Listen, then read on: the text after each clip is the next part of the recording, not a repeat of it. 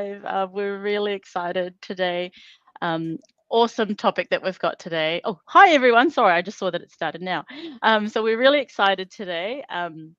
We've got a special guest, a very special guest, talking about a very, very important topic and one that is dear to both of our hearts, eh, Penny? Absolutely. Yeah. So my name is Cindy. I'm one of the Plunkett Line nurses. Um, if you call us, sometimes you might get me.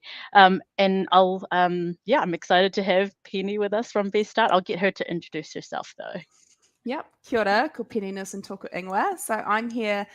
It's kind of two-pronged for me. So my role as a professional practice leader in BestStarts, we support with strategic progression of our quality teaching and learning goals in BestStart. So we do a lot around curriculum and compliance. And before finding ECE, I was doing primary teaching and science. I have quite an interest in neuroscience and how that fits in with play, and also cultural responsive teaching. And the second prong I'm here is as a mum also. So I've got a 15-month-old and a 5-year-old. And the reason I really shifted from primary to ECE was because of the play-based curriculum. So I'm very passionate about play, and at BestStart we take play very seriously. And I also we sponsor Plunkett, but personally, I've just come off mat leave and I had the most amazing Plunkett nurse, Sarah from Addington. Hello, Sarah. So Shout out. yeah, I'm excited. I'm excited to dive down into some winter play ideas with everybody. Oh, that is awesome. Thank you for being here, Penny. I actually have a sister-in-law that works at BestStart, and we harp on about play all the time. So anyway, so today will be, absolutely. So today we'll be sort of having a yarn about, different ideas for play in winter, how to get the most out of activities with our tamariki. Entertaining tamariki on a budget is it's one of our hot topics today, and then tasks to entertain our tamariki while we're working from home. But I just want to mention, sort of just to keep in mind, just to put it out there, that we have 3 copies of Bright Ideas for Young Minds. I'll let Penny talk a bit more about that. We have 3 to give away today. If you sort of have leave a comment for us to answer in the chat. So there it is. Yes, this is it. It's a hardcover book. So BestStart put this together with all of our centres in 2017, and driving that was we're really inspired by parents who may be short on time and resource and wanted to get the most out of the time and resource that they had. And so these are inspiring things on a budget and definitely impactful. So it's divided into some areas, and it just gives handy hints and ideas, and they're ideas that have been tried by our centres. So really, really useful book. It's going to be a great one to get your hands on. Absolutely. So get in it to win it. Make some comments down there for us to answer. Yeah, You'll be in that sort of little draw for one of the 3 copies. So to get us started, I want to ask, why is play so important for tamariki? For sure. So we think of play as a form of research. So it's actually the highest form of research that you can consider.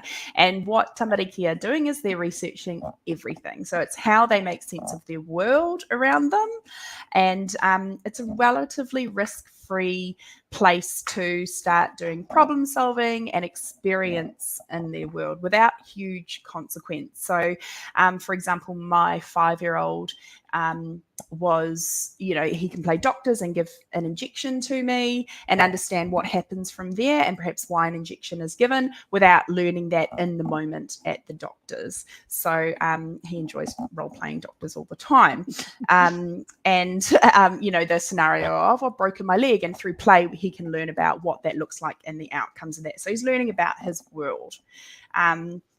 Children also learn a lot about their own abilities and likes and dislikes. So they might experiment with things. And I'm thinking of my 15-month-old who he's so curious about the hairdryer and the vacuum cleaner at the moment, the noises that they're making. So when they're not in use, I've actually put them down for him to kind of, do supervised exploration with, and he can figure out what he likes about those and what that interest is there.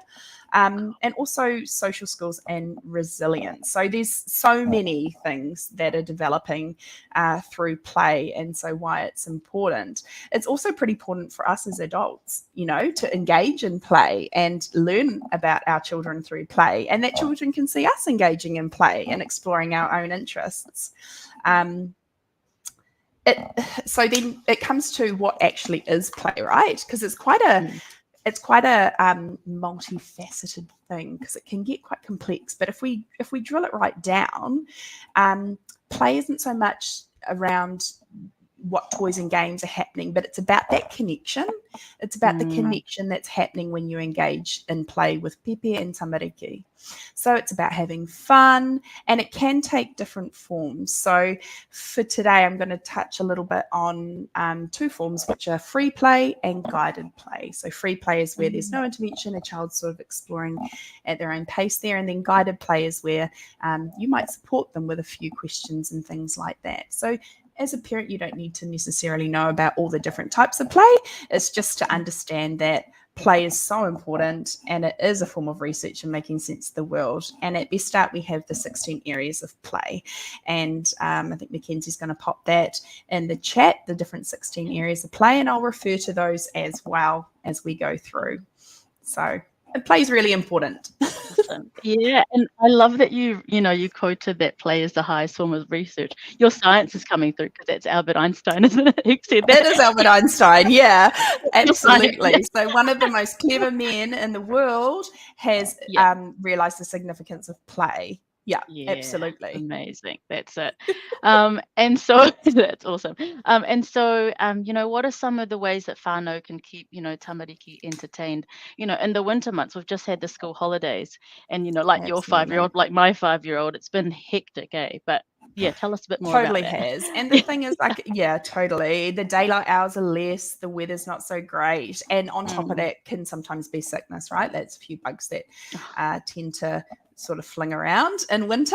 The 16 areas of play are a good sort of checklist to kind of go through in your mind around how those are being offered to children. So in our centres, we ensure they're offered each day to children. That would be quite an ask at home, but it can be a way of kind of looking through and going, oh, I haven't actually considered, physical play today, and they're seemingly really energetic. So let's get some of that out and have a consideration of what that looks like.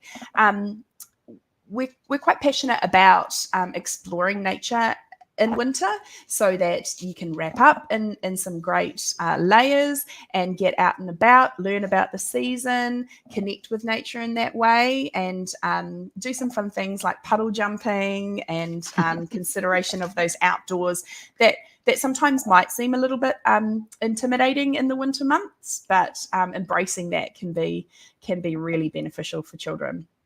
For those younger pepe, you really want to be thinking about the senses, so sight, sound, taste, smell, and touch, and whether there are any senses there that you could explore alongside them, perhaps some streamers to show the wind coming through, or at the same time whether there's a few too many sensory things going on, and that might be hindering them engaging in the play. So it's really great with pepe to have a wee sensory check almost, and then dive down some of those sensory pathways. When they're engaging with different senses, those little neurons, and there's my science coming through again too, are firing away, and they're making connections, they're making sense of things. Absolutely. So much. It's so great.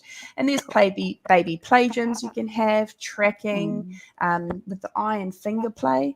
And an example that we have in the book also is treasure baskets, and they're a fantastic thing for children to explore. And I think we've had a question through a little bit later on that I'm going to go into those a bit deeper. But yeah, it's just a wee basket full of objects, everyday objects that they can explore and feel and touch and taste, and in a way that is safe. So for the older children, we always talk about following the children's lead, and you can do that with younger children. It's just easier to do with older children because they have a lot more verbal communication often.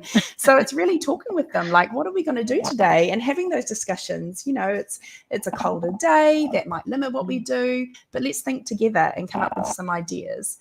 I've talked about walks, but also there's some recipes that we've put together. So some gloop and slime and cloud dough, and I'm not a baker, and I'm able to put them together. So I have It makes two of us. Yeah, I've got confidence that you'll find them relatively easy to go through. But even just household chores, folding the washing, matching socks, that can always be a fun one and helpful one. True. Yeah.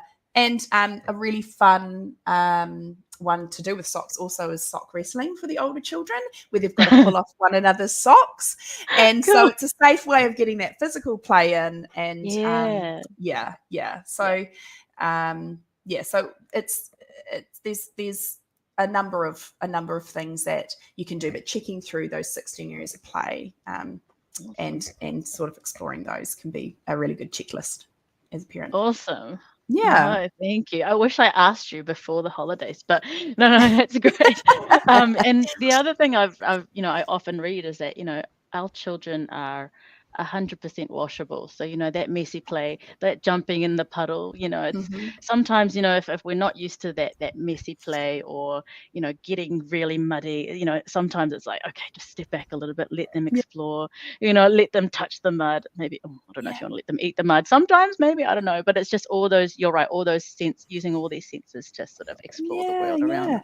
Awesome. And with my younger son, sometimes if he's exploring messy play, I actually put it, and it's supervised obviously, and there's no water in the tub, but I put him in the bathtub and I put a wee tray in there with the messy play. So at the end, it's so much easier to have a wee clean at the end. He's clothed, obviously, but we just sit there and then we can clean him down and have fun. And so he's splashing around, but it's the bathtub. I know I'm going to just rinse it right on down, but just a handy wee tip, obviously supervised, but it's handy.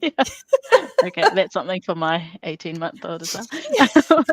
Cool. And so, what advice would you give, or do you have for caregivers to get the most out of activities?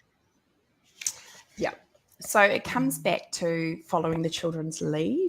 So if you can really hone in on what they're interested in. So really observe them, and with the older children, you can engage in those discussions to really drill down into what are you wanting to learn around right now, and what's a real interest. That's going to extend that experience so much more, and also the engagement that you have with tamariki through the experience. And the book does talk about two main sort of tools you could have up your sleeve, I guess. And one is open-ended questions. So when you're engaging with tamariki around a learning experience, it's asking those questions that evoke an answer that isn't just yes or no, because it prompts that thinking, and it can really extend their thinking around what's happening. So I wonder what would happen if or what are your thoughts around just those open-ended questions? And then also giving some descriptive feedback. That's the second thing there. So if a child is, taking turns rather than saying, hey, good job, which for us is clear that we've noticed the taking turns and we're saying good job on the taking turns, but for a child, it may not be as clear. So saying, rather than good job, saying, look at you taking turns and waiting so patiently there. And that is really clear to them that, this is a successful attribute to play. So when I'm engaging in play, I should continue to do this, take turns. And so it gives them some really direct feedback. We talk a lot in our teaching practice around serve and return as well, which is when a child offers a serve or you offer the child a serve. So for a baby, it can be pointing. My son's really into pointing, so that's a serve. Look over there, and they're just pointing like this, or a special smile, and then returning that and following their interests and pausing for another response to try and see if what we call is like a volley, sort of almost like in tennis, going backwards and forwards. So focusing in on that serve and return can really extend that. So yeah, descriptive feedback, those open-ended questions, and yeah, ensuring some serve and return. But Yeah. really observe. It's so great to dive into that play with tamariki. I love that as a parent, that I get to play with my children, and but I have to step back sometimes and just observe and just see, are they having some free play there that I'm going to interrupt, or do they need some prompts from me at this time? So that goes back to that free play and the guided play that I talked about earlier. But yeah, role modeling, having fun experimenting. Sometimes you get it horribly wrong, right? Like, I've set up so many learning experiences and they've gone completely to custard, but through it we found something else, and that's Yeah, yeah, okay. It's not a fail, it's progress. Yeah, yeah, absolutely. Setting up with provocations that invite them into things that look interesting. Yeah, those are things that can extend and really yeah. make the most of those play opportunities. Yeah, I love that you highlighted the serve because, sometimes those things can go missed. We just kind of acknowledge it, but the return is like that deliberate sort of like, expanding that light bulb for them and, the pathways like you Absolutely. mentioned before. That's awesome. Yeah, for sure. Um, and so what ideas or advice would you give for whānau looking to entertain tamariki on a budget?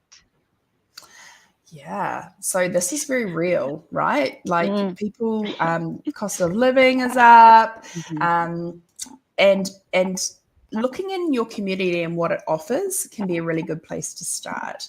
So mm, societies realize that things can be a bit tough at the moment, and so there are quite a few free opportunities on, like at your local library, um, and there are some really good Facebook pages that you can join also, just to see what's out there.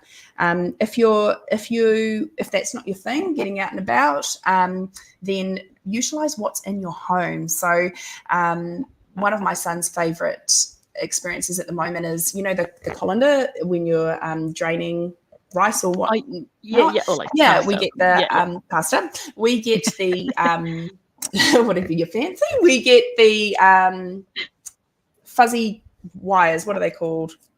Words escape Oh, me. pipe cleaners. Pipe Yeah, cleaners, and yeah. weave them through. Yeah. Oh, So cool. we Yeah, can weave them through the colander. Yeah. Or you can get the yeah, that's whisk pretty and you put cool. little objects in the whisk, and little Yeah, fingers trying to get those objects out of the whisk, and place cool. them somewhere. So have a look. The kitchen's a mighty handy place for lots of resource. Yeah, And yeah.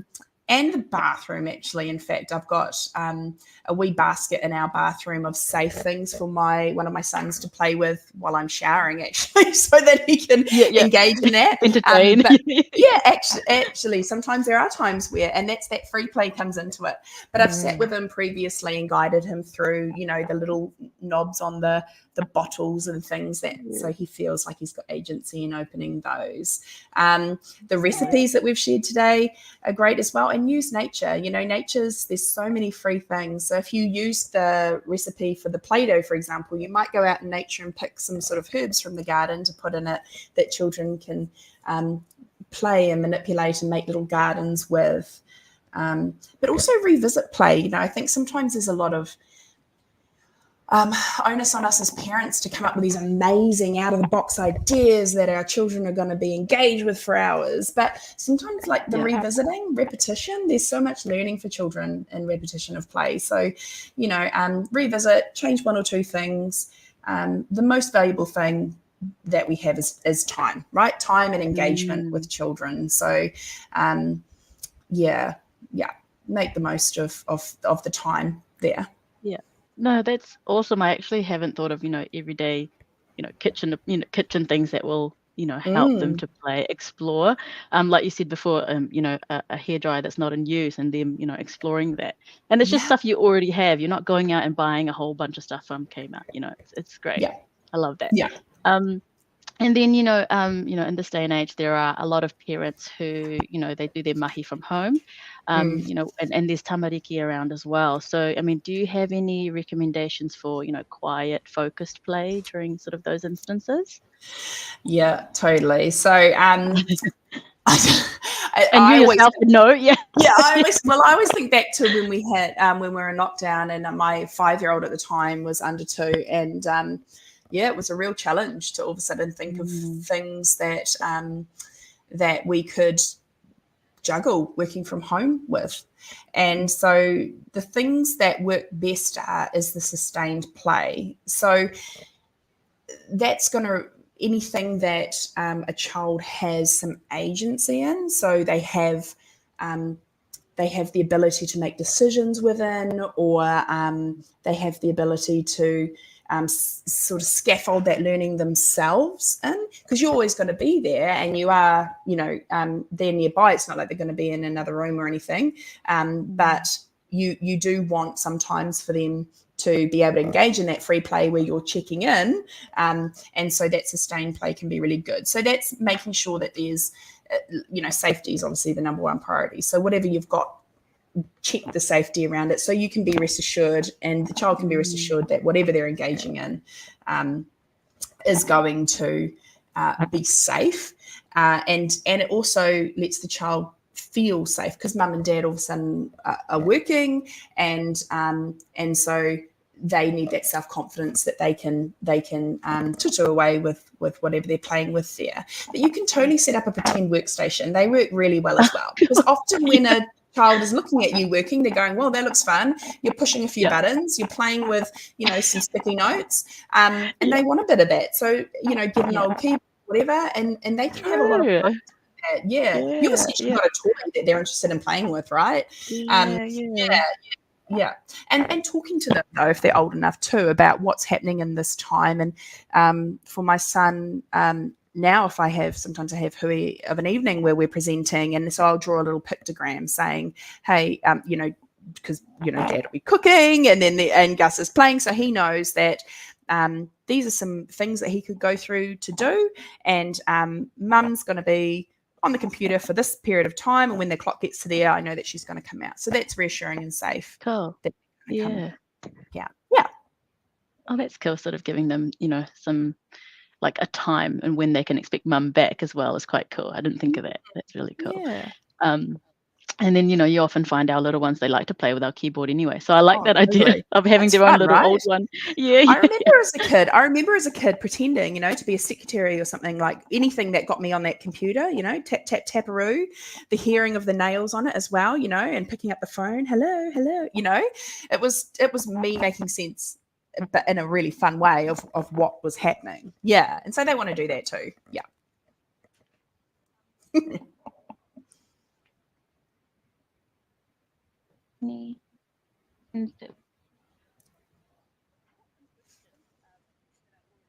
And up. So maybe before it's live. Okay, so we've got one from Phoebe. It says, Kia ora team, I've got a question for the talk. Oh yeah, okay. What are some inspo for activities for a busy 8, nearly 9-month-old who is eager to crawl and climb everything at home? He also loves board books and clanking things together. Any tips of making these types of activities go further / adapting for novelty? Absolutely, I hear climbing. Adapting. She's kind of touched on it there. Adapting for novelty.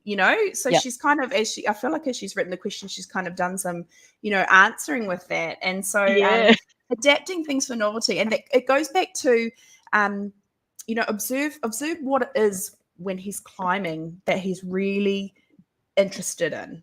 Okay, so, as he climbing, is it the changing of directions where you might then offer a change of direction, like over and under something instead? Or or is it like that he would enjoy kind of pushing a trolley where he could change directions with that? So it's not necessarily climbing, but he's still getting to change directions with a wee trolley. Is it the feeling of the downward side? So you could add a slope in. It's really important when they're climbing also to sort of show them how to go back down and come back to the beginning, because they get to the end, or they stay at the top and go, oh my goodness, frozen, where do I go from here? If you've showed them to turn, and I did this so much in the last few weeks in the last few months with my oldest son, to get down our front steps, and so every morning now he wants to get down, but it just teaches them how to go down, and then how to go back to the start again for themselves, so they can take agency in that and have a good old time going back.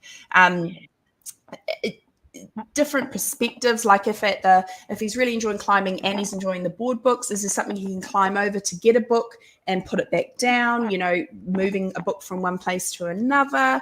So just adapting it in that way can be and combining those interests. Like, she's done such a good job at summarizing his interests there and taking those into account. Yeah, because the climbing's so important, right? Like, as much as we're like, no, I want you to be safe, we understand too that they've got to do that. It's a physical challenge they need to take on. Yeah.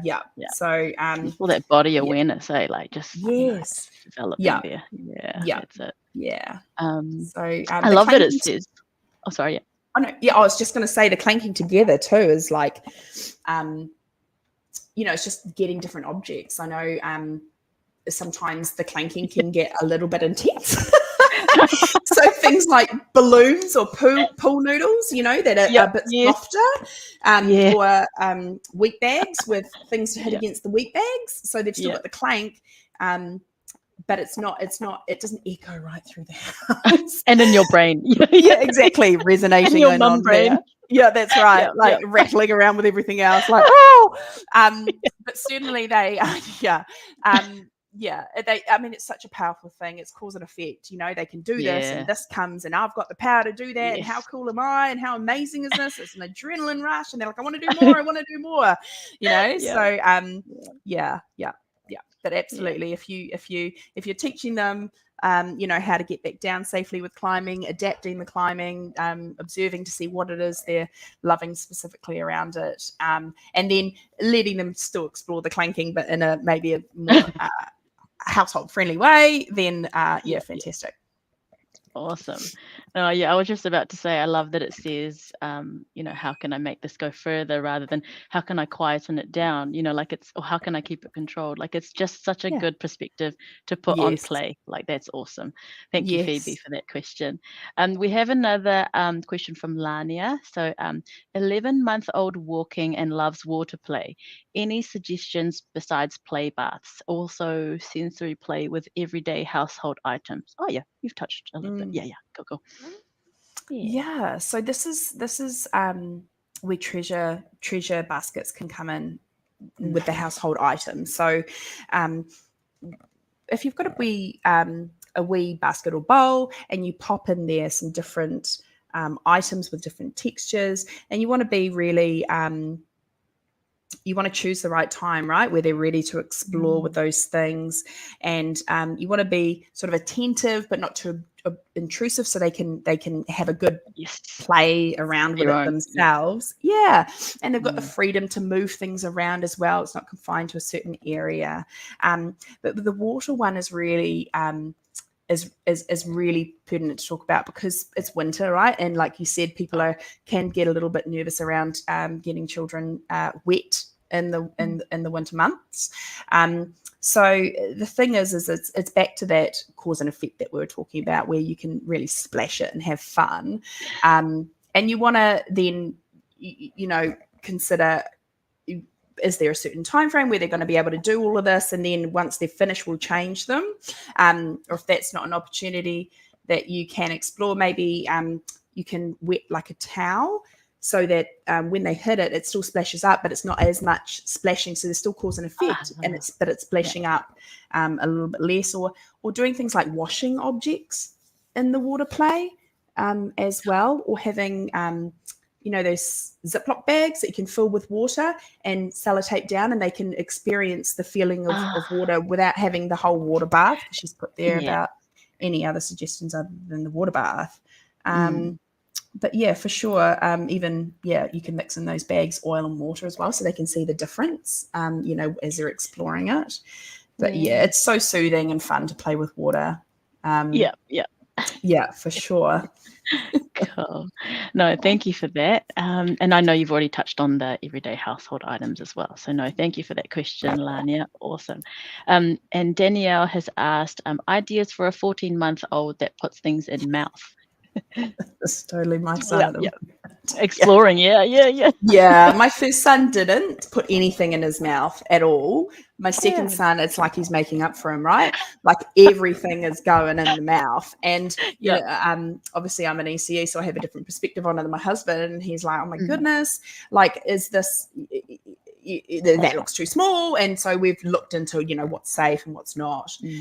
But also it's what's on their hands, right? So putting it in can increase, like it helps their immune system because they're taking in things on the hand. So you've got to remember those things are there. But it's oral sensory seeking ultimately. yes. So it's part of that that development. Stage, yes. Yeah, absolutely. So Yep. items with different textures are great. So my son's favorite item is his little child toothbrush. So he'll put that in and often Yes. rub that around. Yeah, the toothbrush, Yep. the bristles, or he'll turn it around and have a good chew because it's got these little grippy things on it. Yeah. Yeah. So you can start exploring with them also. Sorry, I started to read the next question. You can also start exploring, if you have muslin cloth and you can put Yes. different like sort of foods in there for them to have a wee chew on. So there's different oral sensation with taste coming And through, textures, different Yeah, true. temperatures, textures. Yeah, give a range of foods when they're eating, so they're getting that they're meeting that sensory oral seeking fixation that they've got. So something chewy, something crunchy, something soft, and vibration as well. Like if you've got something that you can ding at the other end and it vibrates in the mouth, it can it can be really great. Some of those recipes that we shared, they're quite safe if they are going to put them in their mouth. Oh, Just cool. I don't know. Yeah. It's probably the cloud dough that's got the conditioner in it that you would want to be a little bit more cautious around. But the other things they can explore there for sure. But also drinking through a straw if they're nearing being able to do that. Yeah, that can be quite oral sensory seeking for them. Cool. Yeah, Yeah. it really addresses that stage of development, doesn't it? Yeah. Mm-hmm. I can't remember Yeah. the theorist. Don't ask me who the theorist is, but but we Yeah. studied that. Yeah. Yeah. I bet you Zygotsky or know it. Piaget. Yeah. I was going to say like So, Erickson or someone, but yeah. it's Freud. Anyway, we won't go back there. And so, no, I like that you mentioned the toothbrush thing because my son, my younger one, he hates when I have to take the toothbrush back. So I'll just let him go Yes. free with it there. He'll Yeah. get angry at And that that's great, right? Because he's also Yeah. learning about the Yes. toothbrush in itself and why mum keeps putting Yeah. this thing in my mouth at a Yep. certain time of day with that Yep.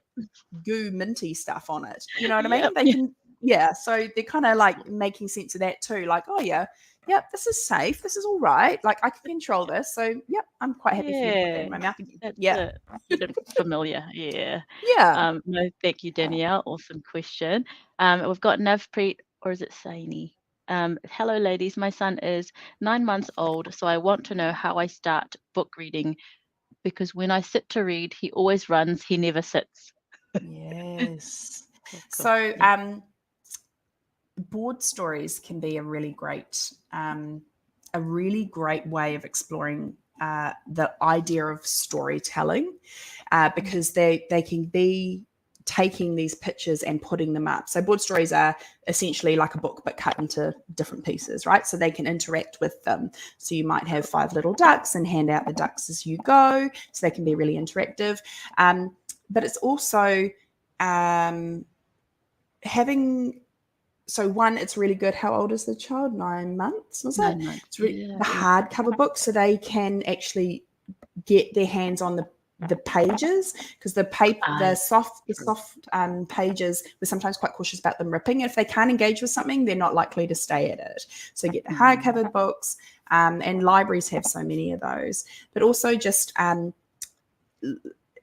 books that you might be tapping the story, using books that have fun and silly language that they can engage with, and preempting those pages. Like, oh, I know there's one green sheep where you have to look for the green sheep, and they can relate the book to where they're finding this green sheep in the room, and and preempting like 1, 2, 3, what's over the page?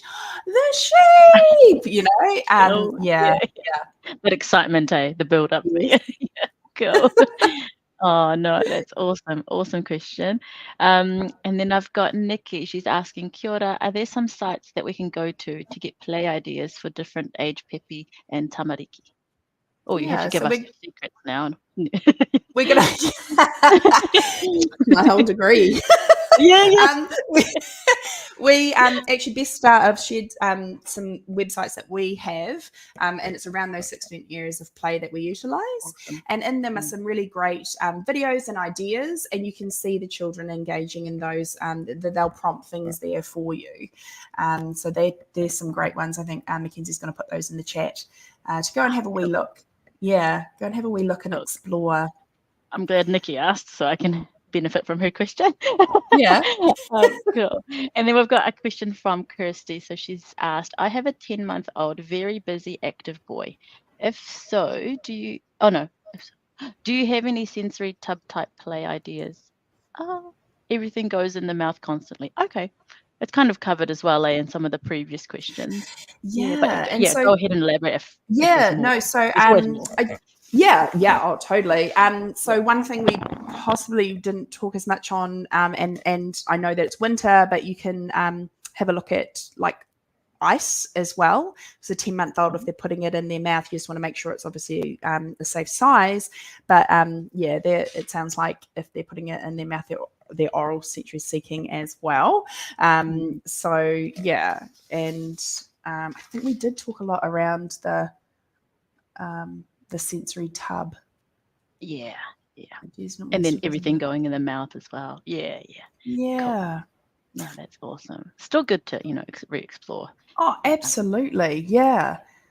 And Because then she's another touched on sensory as well. The other one was more water yeah. play. So yeah, we're starting to really get into those senses again. So Yes. even adding like some essence to the water.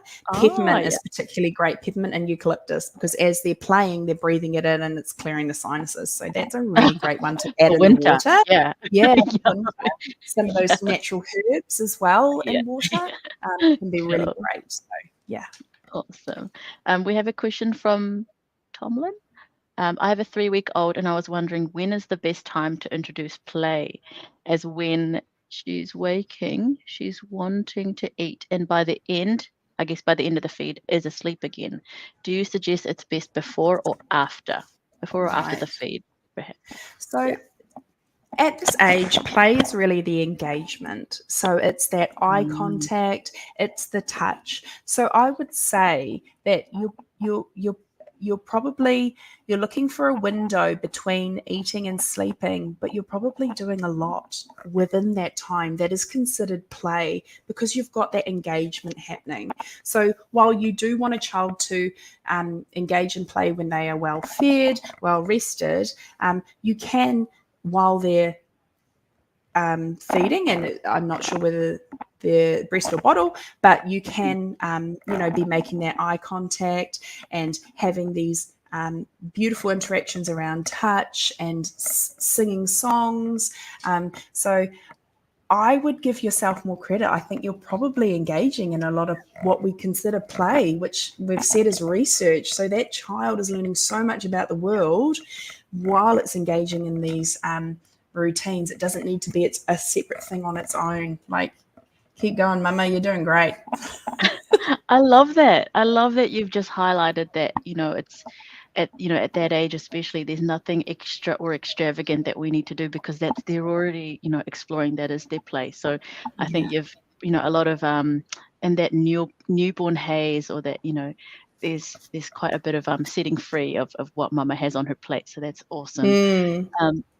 And Kylie has a question. Any ideas on how to keep a 22-month-old entertained indoors with a newborn in the house? Oh, yes. It's a struggle to get outdoors at the moment, but he loves it Mm. outside. Oh, yeah. Yeah. So you want to bring the outside in.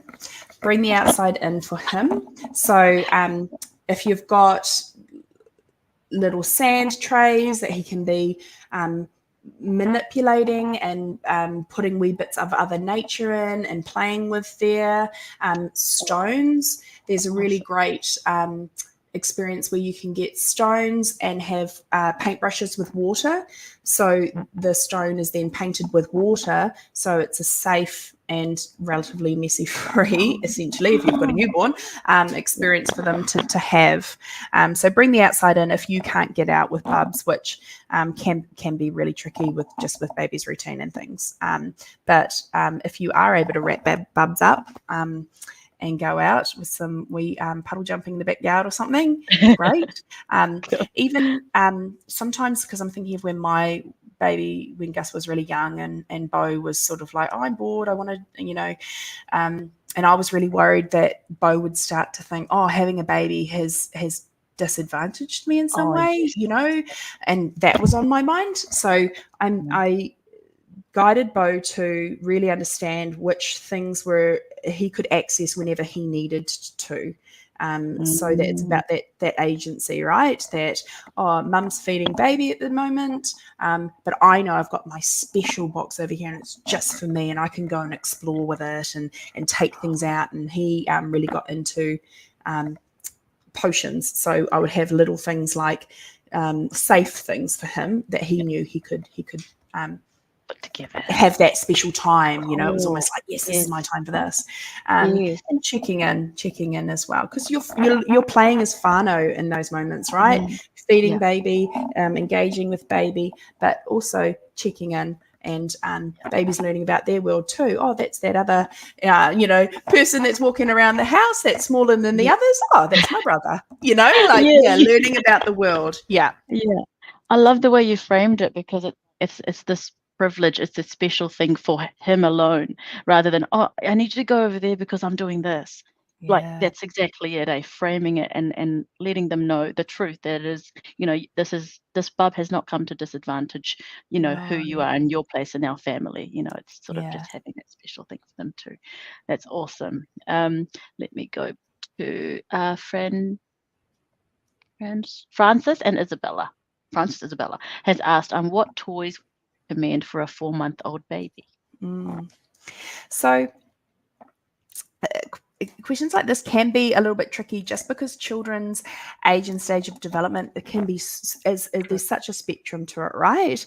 So true. I really encourage you to observe your child and see what they are doing, because that will help you see what is worth kind of extending with them. But generally for 4-month-old, it might be like a cause and effect kind of thing going on. They're starting to realize,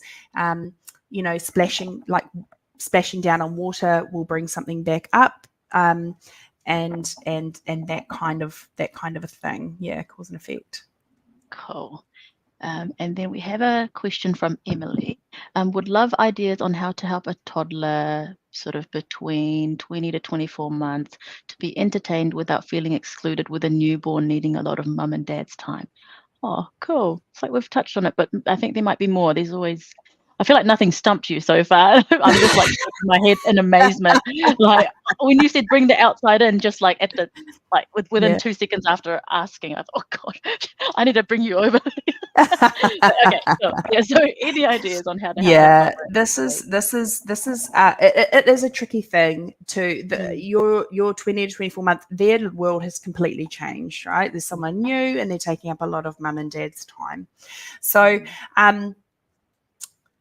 keeping them entertained, it's about what we were talking about before, about ensuring that they've got some resource and things to do where they've got that self-agency in it. The thing is, though, that they'll be looking for connection.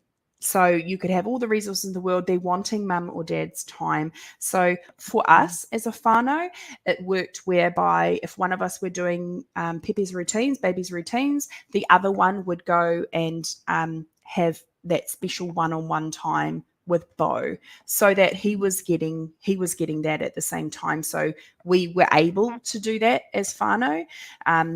It's keeping in mind that yes, it's a special time for them, and they're learning about their new role as an older sibling and what that means, but also taking some responsibility in that as well, right? Like, oh, you're going to be the wipes master. Whenever I'm changing baby's nappy, you're going to be that superhero who brings me the wipes, and where are you going to keep them? And how many do I need? And, you know, it's like giving them a role in it can be really helpful, really helpful. True. Yes, so they're participating in it. Yeah, Yeah, so they absolutely. realize they're part of this. You know, they're not on the outside. Like, come on in, we need your help. Yeah, that's it. No, that's Yeah, awesome. And I love the one-on-one time as well. Like it's the same. I think we've got a similar age gap between our kids, and then we had to do sort of like a daddy-daughter day, and then me and my daughter, she's the older yes, one, and we would do a girly day because all of our, there's a bit more sort of spread out attention, right? So it's just that totally. And I juggle. just look Yeah. like, full disclosure, whenever it was my time, I was like, Bo, do you want to go to the coffee shop? Like, Mama, I think, wouldn't you love a fluffy? Laughing so Mama hard. wants one. You know, Yeah. like, Would you want mum to have a triple shot? Yeah. yeah, you know, so Yeah, it was yeah. fun. No, that's Yeah. an awesome idea. Okay, awesome.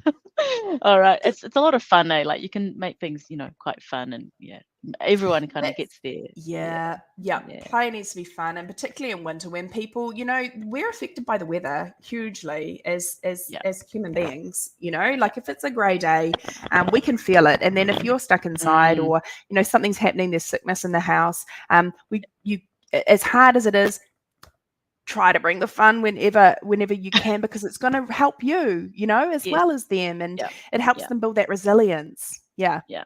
Absolutely. Yeah. It's that time of the year there's a bit of smog and so it's like, oh, need the vitamin D. Yes, Yeah, yeah, yes, yeah. exactly, and we've tried to bring. Bo went through this stage. I don't know. He kind of fixated on it, and I think it was something he had control over as to whether he would put his shoes on or not. So we would be Oh, planned this day out, and then yeah, he would go, "Oh, I don't want to put my shoes on," and I think he was yeah. trying to say, I've got this control. Everyone's now halted. Mm, Yeah. So we would uh-huh. then, yeah. And so, rather than constantly asking him the same thing, put your shoes on, we started to do this wee thing about his shoes were really hungry. Where are some feet? The shoes need some feet, and then he found fun in that and and went with it. So it can help shift thinking as Mm, well. mm, Yeah. cool, cool. We've got Sarah Lee. She's asking, where can I purchase the book you were talking about? I'd like to get one. And then a follow-up question is, do you think that playgroups are good for children's development? Yeah. So the book, they were available through Whitcoulls, but I Oh, can definitely find out where else they are. It's Bright Ideas for Young Minds, mm, if you wanted to look it up. And the title looks like this, front page. But I can get that out, and we can perhaps tag it in underneath cool. Yeah, of that'd where be awesome. exactly you can get them now. I've just come Oh, off maternity leave, so I'm a bit out of the loop with that, but I will get that for you. They were in cool, Whitcoulls stores. Yeah. cool. Thank you. We've got a question from Erin, and she's asking, do you recommend child-sized tablets? Oh, tables, tables for eating/playing, or better to try and set them up at the big table? Oh, like, oh yeah, their own little people table. Oh yeah, Hmm. child-sized table. Yeah, cool. I had to Yeah. process that in my Look, whatever you have available um, Mm, is is great. If you have access to child-sized tables, the advantage of them is that children can then come and go as they need to, so they've got that agency in what they're doing, rather than coming off a big, having to step down off a table. mm, So um, depending, so what is it for? Eating and playing. Um, if you've got child-sized tables, great. If you don't, the big table will be fine. Just making it safe for them, obviously, so they're not going to fall from there. I'm assuming this is probably like an older child, um, mm. maybe if they're Like sitting on their own, perhaps. yeah, Yeah. yeah. But in terms of them engaging in play, and getting the most out of play, if you're there with them at the table, that's the most valuable tool. So you're engaging with them.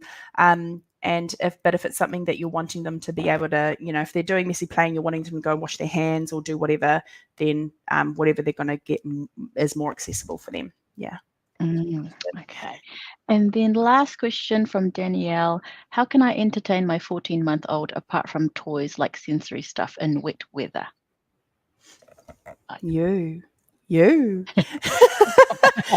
They want all my gosh, they want you. Yeah. So you are the best resource. You and your time are the Cool. best resource. And so being having fun and being silly and engaging in songs or dance or whatever is going to keep them engaged and keeping those serve and returns going backwards and forwards Yeah, is going to be the best thing for cool. sure. Yeah. Yeah. Yeah. And I mean, sometimes with, that mental load of motherhood or parenthood, dadhood, sometimes you do acknowledge that there are some parents that don't feel like they have enough in their cup to go down to the child's level and play the same thing. And I've heard of that, I don't know if, like parallel play, like you're sort of like side by side and they're coloring something in and you're, I guess, coloring, making lists or something, your grocery list, but I guess it's that Yeah. parallel thing. I guess you're making your grocery list with color pencils maybe. But Yeah. like I get what you're saying. Like it's you're offering you, not necessarily like this extravagant, sort of play activity or Yeah. no, Yeah, for sure. Yeah. yeah. And then, so no, thank you for sharing, like I don't know if you noticed, I was just like, wow, like at all of your answers, I'm just sort of like, I need to bring you over just to sort of like maybe customize my house a little bit. But no, thank you for, thank you everyone as well for watching and commenting. And Penny, I've had such a good time, like just Yeah, but me like I too. said, this is something I love, having a yarn about. Yeah. And yeah, just I guess for everyone who's entered that draw, just Yeah. keep in Amazing questions, keeping the huh? Like really yeah, great yeah, questions coming absolutely. through. Yeah, thank you guys. And then so that draw will be Mackenzie? I think that will be I can't remember what Mackenzie said. Is it gonna be drawn right Oh, I after? think they're right there. There Oh, are they they gonna be are. done? Yeah, our Oh, it's in winners the chat. are Oh, we drum oh, roll. I want you to say it, Penny. Okay, so we've got Navpreet Saini, 5484. This is what you've logged in as. So Francis Isabella and Sarah Lee Stapleton. So could Cool. you DM us to collect your books? And they'll be Whoop, whoop. how Oh. exciting. Yeah, it's Cool. so awesome. They're such great. Awesome. Well, no, thanks again for your time, Penny. And no, it's been such a pleasure meeting you and just having a good old yarn. I'll Yeah. take some of those ideas with me. Yeah, Yeah. awesome. Oh, thank Alrighty. you for the Thanks, guys. opportunity. Thank you. Bye bye. See you. Okay, there.